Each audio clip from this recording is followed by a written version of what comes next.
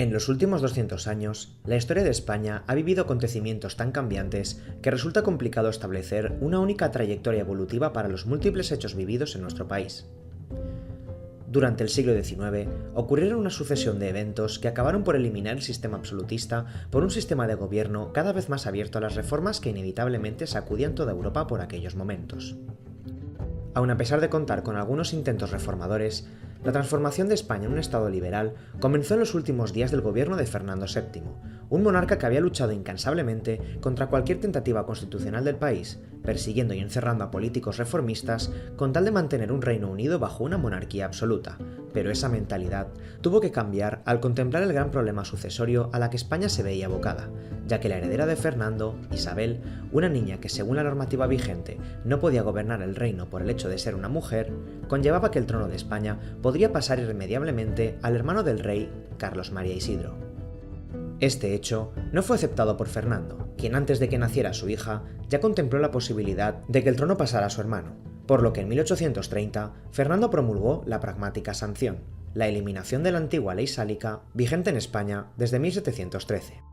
Tanto él como María Cristina supieron que aquella decisión no sería aceptada por Carlos, por lo que en los últimos años de su gobierno ambos reyes trataron de reunir la mayor cantidad de partidarios posibles hacia su causa, incluso si ello conllevaba pactar con los sectores reformistas y liberales con tal de asegurar la correcta sucesión familiar. Finalmente, Fernando VII falleció en 1833, con una hija de 3 años, la cual todavía no podía ser nombrada reina, siendo gobernada España por la regente María Cristina de Borbón. Pocos meses después del fallecimiento de Fernando, por toda España se iniciaron levantamientos carlistas en favor del tío de Isabel, aunque estos solo obtuvieron éxitos reconocidos en el País Vasco, Navarra y Cataluña. Las ideas sobre las cuales los carlistas se alzaron contra Isabel no se limitaron solamente a la cuestión sucesoria, ya que el inicio de la guerra suponía la ruptura del consenso nacional en el ámbito ideológico, ya que las bases del ideario carlista residían en el mantenimiento férreo de la monarquía absoluta, la restauración y la defensa a muerte de los derechos tradicionales de la Iglesia Católica, y a la protección de los fueros vasco-navarros, ya que las reformas liberales establecían ideas igualitarias y centristas para todos los españoles, por lo que las regiones forales lucharon por el mantenimiento de las instituciones propias de autogobierno, junto con grandes exenciones fiscales y eliminación del sistema de quintas del ejército. El movimiento carlista era totalmente contrario al ideario liberal, por lo que tanto María Cristina como los sectores reformistas tuvieron que realizar una aceptación de tolerancia, ya que aun poseyendo ambos elementos claramente diferenciados, les unía el amplio rechazo a que el alzamiento carlista tuviera éxito. El conflicto se inició de manera descentralizada para el bando carlista, quien no contó con un ejército unificado hasta 1834, donde Tomás Zumalacárregui asumió el control de las tropas carlistas, apoderándose de grandes regiones en el norte de España. Aquella situación fue el gran hecho motivador para María Cristina de conformar un gobierno presidido por Francisco Martínez de la Rosa, un liberal radical de 1812, el cual intentó mantener la lealtad de los grandes sectores de poder del norte de España a base de concesiones favorables a quienes se mantuvieran leales a la corona, y la pérdida de derechos a quienes apoyasen a Carlos. La mayor decisión del nuevo gobierno reformista fue la promulgación en 1834 del llamado Estatuto Real, un documento que regiría el futuro gobierno de España que sustituía a la Constitución de 1812. El estatuto no tenía el rango de una constitución ni de una carta otorgada, pues la regente no se atribuía a sí misma la soberanía en su texto, pero marcaba claramente la voluntad de establecer un nuevo sistema de gobierno. Se intentó crear un sistema de cortes bilaterales, las cuales serían convocadas exclusivamente cuando el rey así lo dispusiese, además de coexistir una división entre la Cámara de Próceres, constituida por los llamados Grandes de España, y la Cámara de Procuradores, elegida por sufragio censatario, limitado a españoles varones de más de 30 años y con rentas superiores a los 12.000 reales anuales, lo que representaba tan solo el 0,15% de la población. El estatuto no satisfizo a nadie, ya que desde todos los ámbitos del liberalismo fue ampliamente criticado, lo que supuso que las ideas liberales se dividiesen a partir de entonces en dos corrientes opuestas, los moderados y los progresistas. Los moderados mantenían la opinión de querer lograr garantizar un orden y una autoridad fuerte en el país a costa de la presencia de un monarca poderoso, así como el rechazo a las reformas que dieran alas a movimientos expropiadores y defendían un sistema de voto censatario. Por otro lado, los progresistas consideraban necesaria la limitación del poder de la corona, la desamortización de los bienes de la Iglesia y un mayor sistema de sufragio. La respuesta de la población por la promulgación del Estatuto Real conllevó varias jornadas de disturbios, siendo la destrucción de la fábrica Bonaplata en Barcelona una de las más destacadas, pero el hecho que provocó una rápida actuación por parte de la regente fue el llamado Motín de la Granja, donde los sargentos de la Guardia Real, bajo el peligro de temer una unión entre carlistas y franceses, obligaron a María Cristina a modificar el rumbo de su política, llamando a sectores progresistas para conformar un nuevo núcleo de poder encabezado por el político Juan Álvarez Mendizábal, un hombre de negocios que trabajó en la reforma de la Constitución de 1812, colaborando con sectores moderados en la búsqueda de un consenso nacional. El nuevo texto constitucional fue promulgado en 1837, donde se mantenía que la soberanía residía en el seno de la nación. Se estableció que el Estado se organizaba mediante un sistema de poderes donde dejaban al monarca exclusivamente el poder ejecutivo, se garantizaba la libertad de prensa y se amplió el sufragio hasta los 25 años, para cualquier varón con un mínimo de rentas o una profesión calificada como intelectual, cuotas que representaban una 58ª parte de la población española. Pero la mayor obra de Mendizábal fue la gran desamortización de las tierras eclesiásticas, necesarias para la obtención de grandes beneficios para el Estado. Aun a pesar de las nuevas directrices, la guerra carlista prosiguió su desarrollo, pero la muerte de Zumalacárregui en el asedio de Bilbao supuso la muerte de su mayor líder, y a raíz de ello, la táctica de los carlistas consistió entonces en un hostigamiento hacia las tropas reales más que en la conquista efectiva de grandes tierras, y aun organizando un poderoso ejército con el que pudo amenazar Madrid, Carlos decidió no emprender la marcha hacia la capital por razones aún desconocidas. Si bien la guerra continuó su avance durante algunos años más, la presencia de grandes generales en el bando real condicionaron una serie de victorias a favor de Isabel hasta llegar a Vitoria, y a raíz de esos avances y la división ideológica de algunos carlistas, ambos bandos iniciaron las negociaciones de paz, firmando en 1839 el Convenio de Vergara, acuerdo donde el carlismo reconoció en Isabel los derechos sucesorios de su padre, y a cambio, los fueros de las regiones del norte fueron respetados, y acto seguido, el general Maroto y el isabelino Baldomero Espartero se abrazaron mutuamente como símbolo del final de la guerra. Con el fin de la guerra carlista y la aprobación de la Constitución de 1837, España gozó de un breve periodo de estabilidad, y a raíz de las últimas elecciones, los diputados conservadores obtuvieron una gran representación, hecho que se plasmó en la intención de establecer una nueva ley de ayuntamientos en 1840, una norma donde la dirección de los municipios estaría en manos del Ministerio del Interior, hecho que daba lugar a una restricción en la libertad de voto en las ciudades, postura que fue duramente criticada por el general Espartero, hombre que gozaba de un gran renombre y una gran influencia política a raíz de las guerras carlistas. María Cristina, observando la importancia del ejército en la toma de las decisiones de gobierno, se entrevistó con Espartero en Esparraguera, donde la regente le ofreció la jefatura de gobierno, pero Espartero la rechazó, ya que no quería formar parte de un gobierno controlado por el sector moderado, y animó a la madre regente a disolver las Cortes y que anulase las futuras reformas, pero María Cristina no estaba dispuesta a hacerlo, por lo que ambos abandonaron la reunión sin un acuerdo claro de gobierno.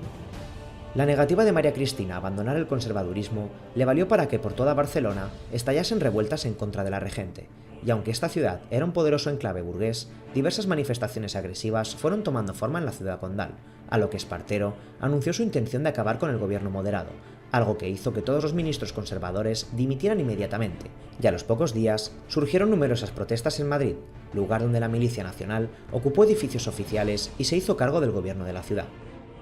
Poco a poco, toda España clamó por un cambio de gobierno hacia un movimiento progresista encabezado por Espartero, y ante ello, María Cristina terminó abdicando el 12 de octubre de 1840, partiendo posteriormente hacia el exilio.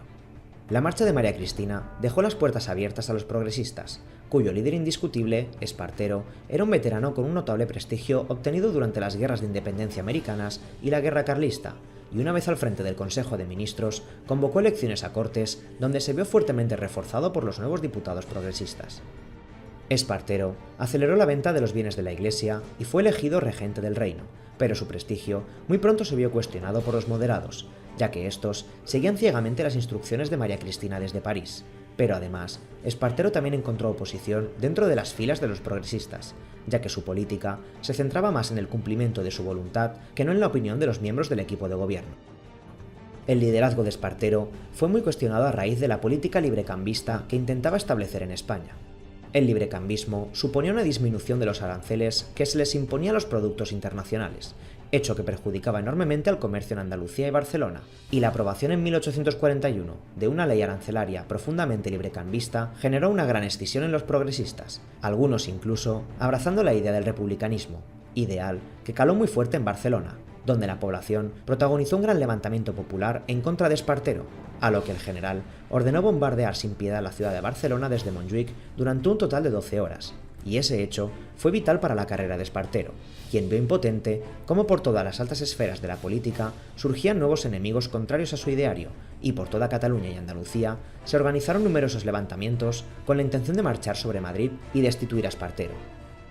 Observando cómo militares de gran prestigio tomaban las grandes ciudades del país, Espartero abandonó la capital y marchó a Cádiz, y tal como hizo María Cristina 3 años antes, abandonó España en busca del exilio.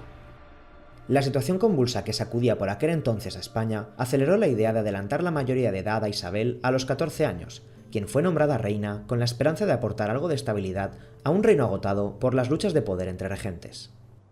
La coalición que había derrocado a Espartero y favoreció la coronación de Isabel condicionó los primeros años de su reinado, donde en 1844 las tareas de gobierno fueron asumidas por el general Narváez, un moderado con el que España inició una nueva época conocida como la década moderada, un periodo donde se tomarán grandes decisiones trascendentales para el futuro del país, así como fue la definitiva aprobación de la Ley de Ayuntamientos, la aplicación de una política más restrictiva hacia algunas libertades y la creación en 1844 del Cuerpo de la Guardia Civil. Se aceleró el retorno del exilio de María Cristina, se creó también un nuevo sistema fiscal que rompía con el antiguo régimen y se iniciaron los trámites para la creación de una nueva constitución en el año 1845. Este nuevo cuerpo normativo de carácter moderado mantenía la existencia de una soberanía compartida entre la figura del rey y la de las Cortes. Se reafirmaba la confesionalidad del Estado, se estableció un sistema bicameral donde los miembros del Estado serían escogidos por la reina y se aumentó el mandato de las Cortes de 3 a 5 años. Además, se estableció una nueva ley electoral que configuró un auténtico sistema oligárquico, con un sufragio muy restrictivo donde apenas el 0,8% de la población podría participar en la política del Estado. Además de los asuntos de gobierno, la cuestión dinástica resultaba especialmente trascendental, ya que era de vital importancia para las Cortes que Isabel contrajera matrimonio lo antes posible con un buen candidato capaz de aportar aún más estabilidad al reino, pero esa idea estuvo fuertemente politizada, ya que fueron considerados como aptos un gran número de candidatos, cada uno con claras inclinaciones políticas.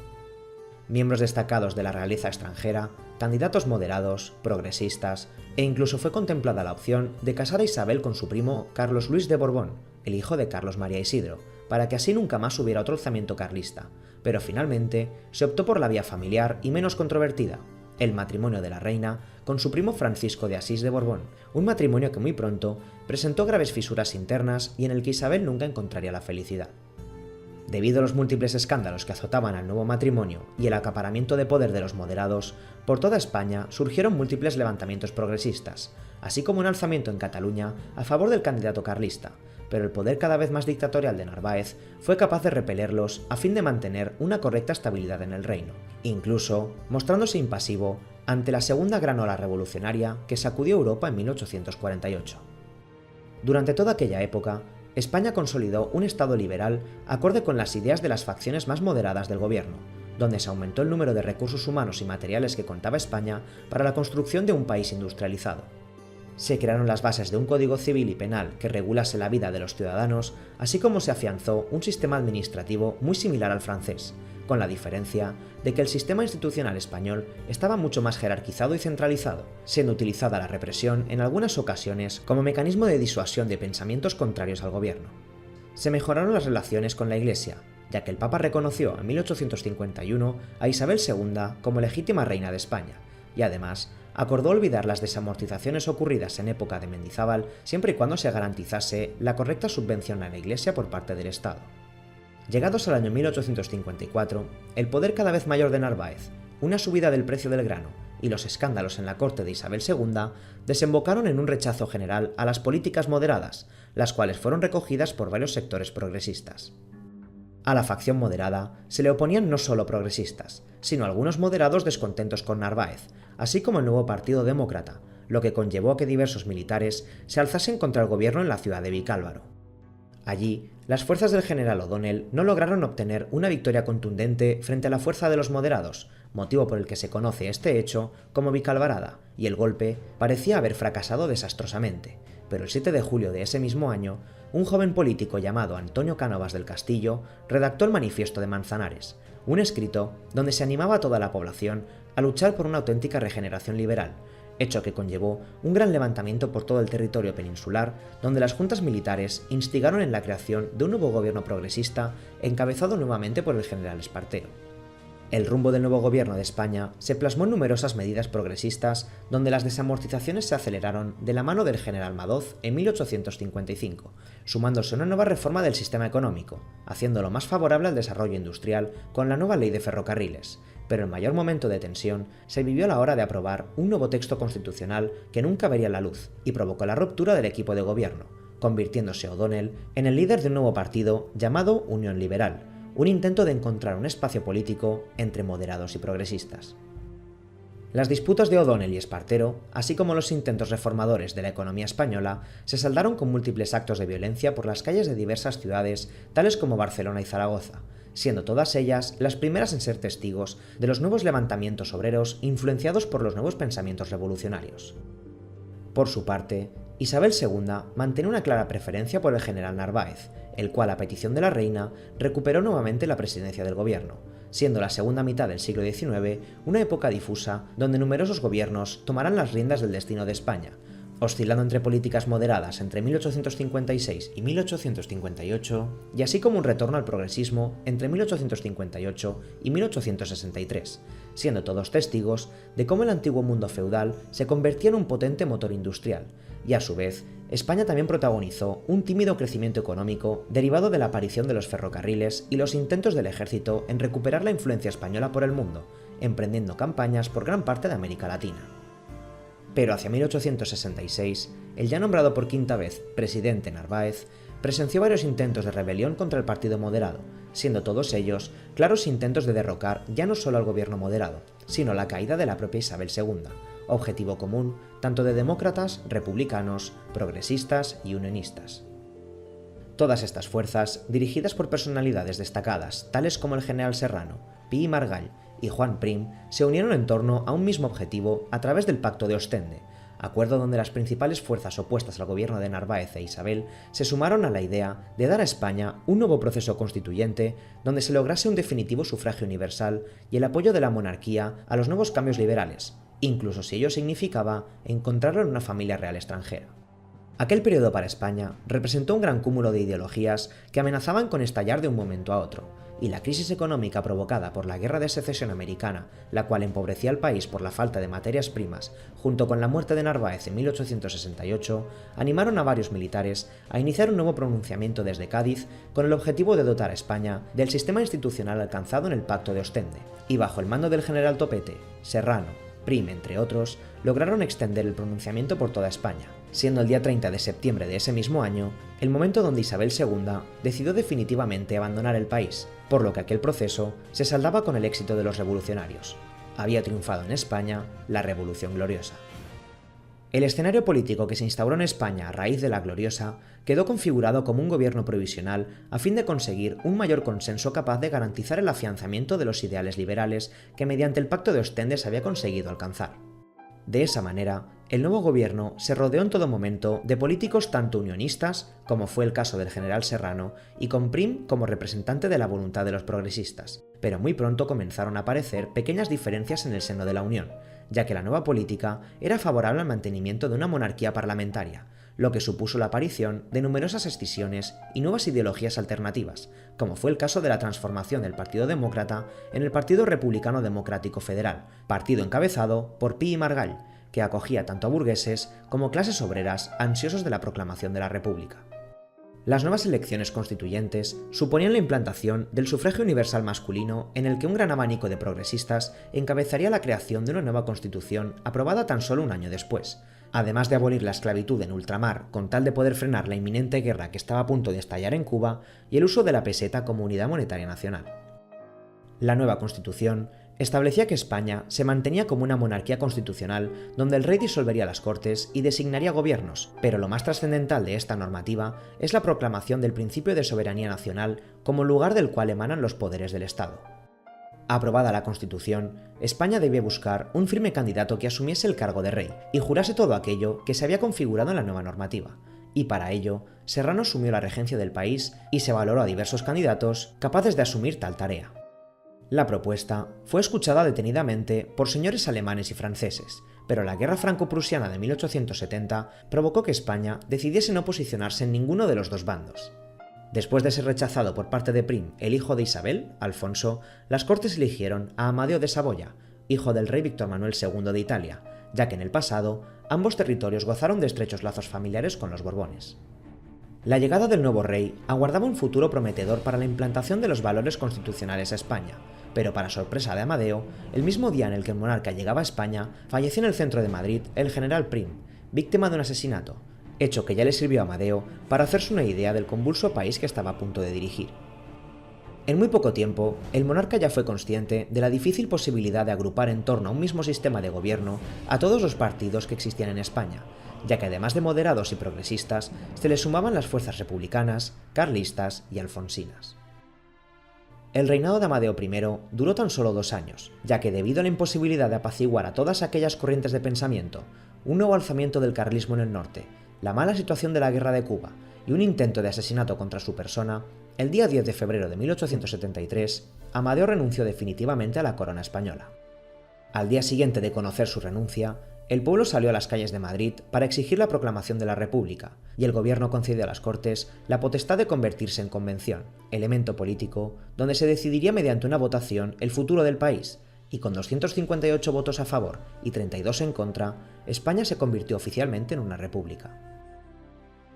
La proclamación de la República resultó ser un acontecimiento esperado con gran optimismo por parte de las altas esferas de la política, pero a pesar de ello, gran parte de la población no estaba preparada para la gran cantidad de cambios que el nuevo gobierno preparaba para el país, siendo sus nuevas directrices el principal obstáculo para el desarrollo de la joven república.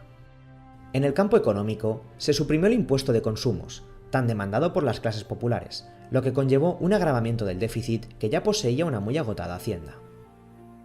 En el ejército se eliminaron las tan odiadas quintas, suponiendo ello un debilitamiento del Estado frente al carlismo, el cual se alzaba nuevamente de la mano del nieto de Carlos María Isidro, el llamado Carlos VII. La Iglesia quedó totalmente separada del Estado, dejando de estar subvencionada por el gobierno, y se prohibió el trabajo en las fábricas a los menores de 10 años, y finalmente se abrió la puerta a la creación de una república federal que recogiese los sentimientos patrióticos de todos los rincones del país, hecho que generó un incómodo debate por su aplicación, resultando en un gran levantamiento por toda España llamada la Rebelión Cantonal, especialmente en la ciudad de Cartagena. Todas las medidas establecidas no contaban con la plena unanimidad de la Cámara. Es más, la aprobación de cada una de esas medidas siempre conllevaba disputas entre moderados, centristas e intransigentes, hecho que llevó al primer presidente de la República, Estanislao Figueras, a pronunciar delante de todos los ministros la frase «Estoy hasta los cojones de todos nosotros», y todo ello provocó que en menos de un año hasta 4 presidentes ocuparon el cargo supremo de gobierno: Estanislao Figueras, Pi y Margall, Nicolás Salmerón y Emilio Castelar. La República contó con numerosos intentos de golpes de Estado durante toda su vida, así como rebeliones internas importantes, siendo la Guerra Carlista y la Rebelión Cantonal de Cartagena las más destacadas de ese periodo. Por si todo ello no resultaba suficiente, en el seno del ejército predominaba la idea de acabar con todos los valores que la República había construido a lo largo de 1873, por lo que uniendo filas en torno a la voluntad de restablecer a los Borbones en el trono español, el capitán general de Madrid, Manuel Pavía, telegrafió al Congreso solicitando su desalojo, y acto seguido, sin resistencia, los militares tomaron el control de los edificios clave de gobierno, poniendo punto y final al sistema de gobierno democrático de la Primera República Española. El golpe de Estado de Pavía estableció una breve dictadura de la mano del general Francisco Serrano, donde el fin de la guerra carlista, el aplastamiento de la rebelión cantonal y la disolución de la Asociación Internacional de Trabajadores Españoles fueron sus principales objetivos, y una vez acabadas, permitiría que las Cortes decidieran la forma de gobierno más adecuada para el futuro del país. Durante 1874, la dictadura de Serrano condicionó la actuación de un gobierno donde las Cortes trabajaban a su merced en el objetivo de establecer un nuevo rumbo para España. Por ello, los principales líderes de los partidos trabajaron en la configuración de un nuevo país, siendo publicado el 1 de diciembre el Manifiesto de Sandhurst, por parte de Antonio Cánovas del Castillo, un documento donde Alfonso, el hijo de Isabel, aseguraba que depositar la confianza en él era dar la oportunidad a la consolidación de una España totalmente liberal y unida bajo la figura de la monarquía, pero no como una imposición, sino como una unión de voluntades, así como la configuración de la República lo fue anteriormente, hecho que no encontró resistencia por parte del presidente del gobierno, Práxedes Mateo Sagasta. Aun contando con el visto bueno de gran parte del escenario político, los actos se precipitaron debido a un nuevo golpe de Estado por parte del general Martínez Campos, quien se mostró firmemente concienciado a restaurar apresuradamente a los Borbones como reyes de España, sin necesidad de ser aprobado anteriormente, y debido a que gran parte del ejército se encontraba luchando en el norte, el gobierno no mostró resistencia, por lo que la República finalmente dejó de existir a finales de 1874, y se creó un ministerio de regencia encargado de realizar todos los preparativos para la llegada del nuevo rey Alfonso XII de España. Aún sin ser plenamente consciente de ello, Alfonso se dirigió entonces hacia su país con la esperanza de mantener un sistema unido bajo la supervisión de su figura, pero al igual que sucedió en el pasado, no todos los sectores populares veían con buenos ojos el retorno de la monarquía. Un reino desunido, con fuertes diferencias entre partidos y entre ideologías, la aparición del regionalismo y el fuerte poder del movimiento obrero serían los condicionantes de un futuro incierto, futuro que se presentaba con optimismo, ya que así como el siglo XIX resultó en el triunfo del liberalismo y de la industrialización, se esperaba que el siglo XX fuera una época de esplendor política que permitiera ofrecer una fuerte estabilidad a una España profundamente desunida.